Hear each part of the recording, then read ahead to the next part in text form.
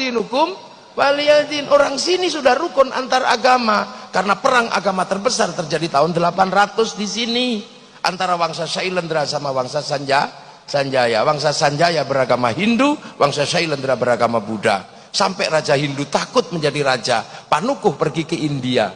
Di India belajar ilmu arsitektur, pulang dikenal dengan nama Resi Gunadarma. Yang Raja Shailendra bernama Garung, bergelar Smaratungga, anti Hindu.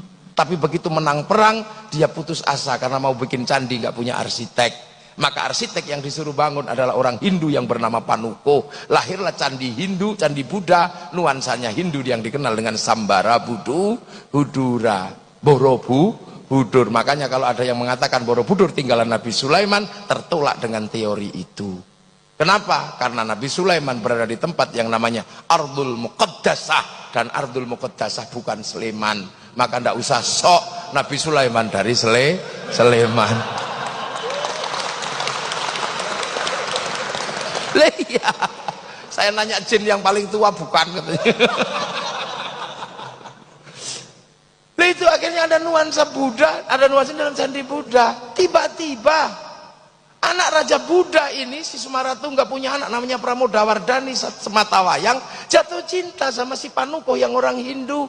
Mau nggak mau dikawinkanlah antara anak Raja Buddha dengan orang Hindu yang anti Buddha, tiba-tiba yang anti Hindu, tiba-tiba anaknya jatuh cinta. Makanya yang kemarin 0102 jangan terlalu serius, jangan-jangan anakmu saling jatuh cinta.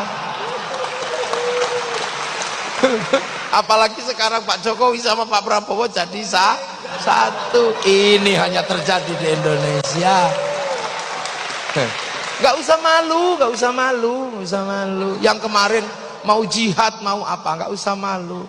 Kalau engkau tidak menangkan kami, aku takut tidak lagi yang menyembahmu. Udah nggak usah, nggak usah. Nggak usah, nggak usah, udah. Ini Pak Jokowi, ini Pak Prabowo, orang-orang hebat di Indonesia.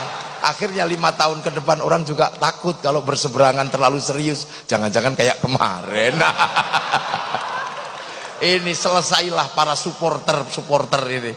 Ampun sudah sekarang ini. Ketemu strategi berangkulan antara orang Jawa, ya orang Jawa Solo dan orang apa Pak Prabowo itu turunan mana itu Jawa sama Manado. Rukun, gitu. Yang lain supporternya, hah? Aku udah terlanjur cerai, gimana? Aku udah terlanjur mengatakan haram. Aku udah terlanjur bersumpah akan potong kemaluan. Ini gimana? Terus gue mesti bilang wow gitu? Enggak juga.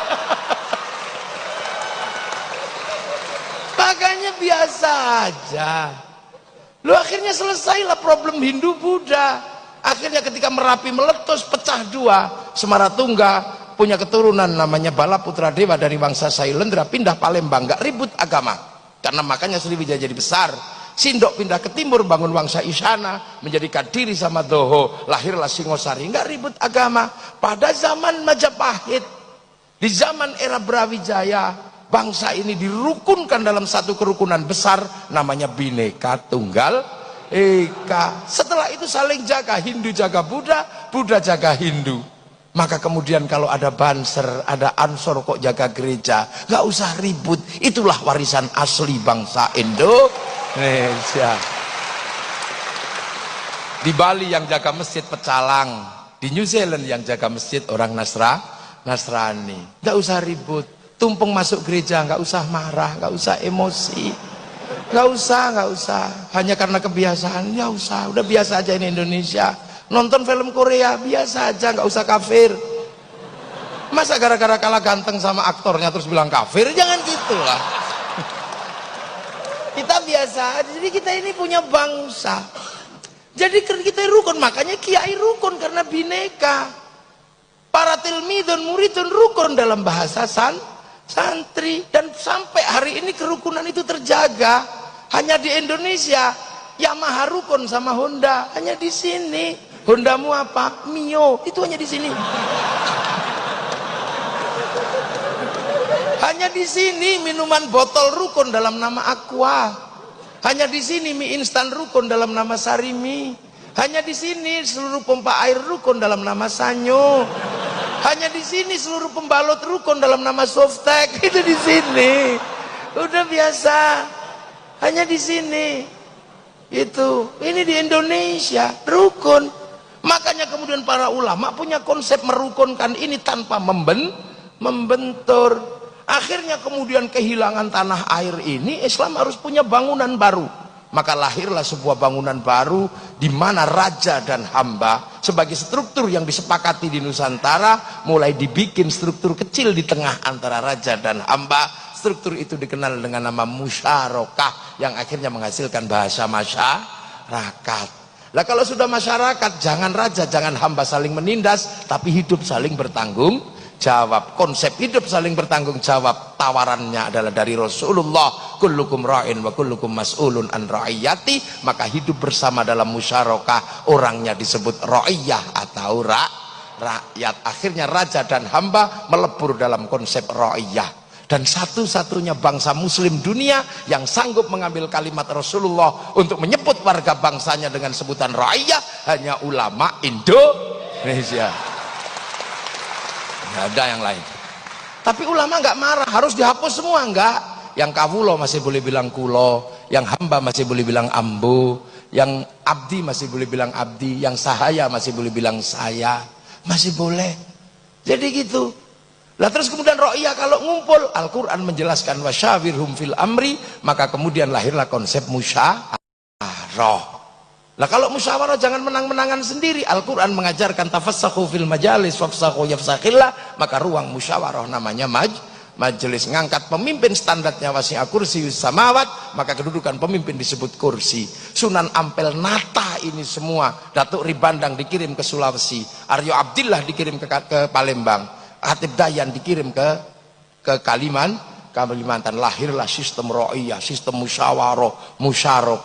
Kemudian ini bersatu, Belanda datang, dilawan secara bersama-sama. Belanda pergi, daerah yang merupakan konsep para wali bersatu dalam sebuah nama wilayah. Artinya al-wali meninggalkan wilayah, dan wilayah itu dinamakan Negara Kesatuan Republik Indonesia. Makanya kalau ada pertanyaan kenapa Arab satu bangsa bisa pecah menjadi puluhan negara, kenapa Eropa satu bangsa bisa pecah menjadi puluhan negara, tapi kenapa Nusantara yang puluhan bangsa mampu bersatu dalam satu negara? Karena ada santri, ada kiai. Ini jawabannya. Dan kalian menikmati itu hari ini, siapapun apapun aliranmu, menikmati itu. Yang Nasrani, yang Hindu, yang Buddha, yang Islam menikmati itu semua pada konsep besar Bhinneka Tunggal Ika. Makanya kita pakai merah putih. Penyelesaian kita antar bangsa pakai Pancasila. Makanya jangan kau bawa sistem penyelesaian bangsa lain menggunakan dibawa ke sini. Perdebatan penyelesaian bangsa setelah Bung Karno, zaman Balai Pustaka, apakah akan diselesaikan dengan cara Eropa? Tidak bisa. Lahirlah sebuah novel yang kemudian dikasih judul Salah Asuhan. Apakah akan diselesaikan dengan cara Arab? Tidak bisa. Lahirlah novel di bawah lindungan Ka'bah. Apakah akan diselesaikan dengan cara Indonesia full? Tidak bisa. Kenapa? Lahirlah novel namanya Siti Nurbaya. Apakah akan diselesaikan dengan cara Belanda? Lahir tenggelamnya kapal Van der Wijk. Apakah mau diselesaikan dengan itu? Nah sekarang banyak yang menganggap bangsa ini sakit, ini sakit. Tiba-tiba membawa penyelesaian dengan cara dari luar. Makanya aneh. Membawa Hizbut Tahrir ke Indonesia, itu aneh. Hizbut Tahrir didirikan oleh Taqiyuddin An-Nabhani untuk menjadi problem solvingnya bangsa Filistin, dan itu gagal di Filistin. Maka kenapa kau bawa produk gagal masuk ke Indonesia? Jangan. Ikhwanul Muslimin kemudian mau dipakai menyelesaikan problem Indonesia, nggak bisa. Ikhwanul Muslimin didirikan oleh Hasan al-Banna sebagai problem solvingnya orang Mesir, dibawa ke Indonesia, di sana gagal, Mursi digantung. Akan kau selesaikan untuk Indonesia? Nggak mungkin. Kita bukan tipologi sana, kita puluhan bangsa bersatu dalam satu negara kesatuan Republik Indonesia. Maka kita pakailah problem solving Nusantara, cara-cara Indonesia. Kemudian Hizbut Tahrir yang merupakan khilafah tahririyah, ya akhirnya nggak laku. Biar laku dihubungkan dengan khilafah ala minhajin nubuwah. Khilafah minhajin nubuwah itu adalah alamatus sa'ah. Dia datang bersama hari kiamat. Kalau khilafah tahririyah itu bikinan Taqiyuddin An-Nabhani. Maka biar seolah-olah Taqiyuddin An-Nabhani dengan khilafah tahririyah nyambung dengan khilafatun nubuwah yang bagian dari tanda kiamat, maka ada yang selalu mengatakan kiamat sudah dekat. Masih jauh, masih ada santri. Lu santri kalau zikir bunyi, maka yang tidak ngerti bisa dengar menirukan. Pakai speaker yang jauh bisa dengar menirukan. Nah, yang lain cuma diam gini. Nah, yang nggak bisa zikir sampai mati juga nggak bisa zikir, nggak dengar apa-apa. Strategi luar biasa. Makanya jangan kau sebut negeri ini tauhid. Itu loh. Maka karena konsep besar adalah wilayah, maka santri yang merupakan tinggalan para wali, begitu bangsa ini harus memilih sikap. Apakah sikap memilih dasar Islam ataukah sikap memilih dasar bangsa dan negara? Kiai Hasyim Asy'ari memilih sikap bagaimana membangun bangsa dalam ketuhanan yang Maha Esa, meninggalkan yang namanya dan kewajiban syariat Islam bagi pemeluknya. Dan ketika bangsa ini diganggu, kenapa? Karena apa? Karena kedatangan bangsa yang akan mengganggu bangsa. Kesadaran wilayah, kesadaran musyarakah, kesadaran bahwa ini adalah tinggalannya para wali harus dipertahankan. Maka ketika Belanda datang, kaum muslimin melakukan perlawanan, dan perlawanan itu diambil alih oleh santri dengan bikin keputusan yang sangat syar'i, namanya resolusi jihad tanggal 22 Oktober tahun 45. Meledaklah 22 Oktober perlawanan santri, dan dari 22 Oktober lahir 10 November. Tanpa 22 Oktober, tanpa resolusi jihad, tidak ada yang namanya 10 November. Maka 10 November hari pahlawan, 22 Oktober hari santri Indonesia. Nggak bisa. Lah kenapa bermula dari mana? Dari merah putih. Berawal dari merah putih. Dulu merah putih paling dibenci sama Belanda karena mempersatukan. Kiai santri akhirnya tidak bisa mengibarkan merah putih depan rumah, kibarkan di atas rumah kalau mau bangun. Belanda curiga tiangnya dikasih tebu, Belanda curiga tiangnya dikasih kayu, dikasih bambu, dikasih padi, masih curiga dikasih pisang, masih curiga dikasih kelapa. Akhirnya datang ke situ bawa makanan tumpeng sama ingkung. Doanya Allahumma barik, Allahumma barik, maka datangnya tumpeng ingkung dikenal dengan nama barian. Allahumma barik, Allahumma barik. Akhirnya makanannya habis, padinya mengering, tebunya mengering, pisangnya rontok, kelapanya rontok, yang tersisa tinggal merah putih. Ini perlawanan kami mencintai persatuan lewat bendera merah putih. Tapi oleh Belanda akhirnya ditambah biru, santri ngamuk disobek. Begitu disobek mereka ngamuk semua, dan yang paling bertanggung jawab adalah santri. 22 Oktober resolusi jihad menghasilkan peristiwa 10 November di Surabaya. Makanya bagi anak milenial kadang merah putih hanya berharga 50.000, tapi santri yang menganggap ini bagian dari perjuangan nenek moyangnya mempersatukan Nusantara, maka merah putih berharga nyawa, ribuan nyawa. Sekarang merah putih tidak minta darah dan tidak minta nyawa, hanya kita minta diangkat oleh tangan kita gini. Bagi anak milenial yang nggak mengerti ini, dia akan mengatakan tauhid, mengatakan bid'ah, mengatakan musyrik. Ini pasti zaman perang nenek moyangnya, bukan bagian dari sejarah perlawanan bangsa. Ini Nusantara. Dan sekarang bangsa ini terus akan maju di tengah pergeseran besar antar bangsa.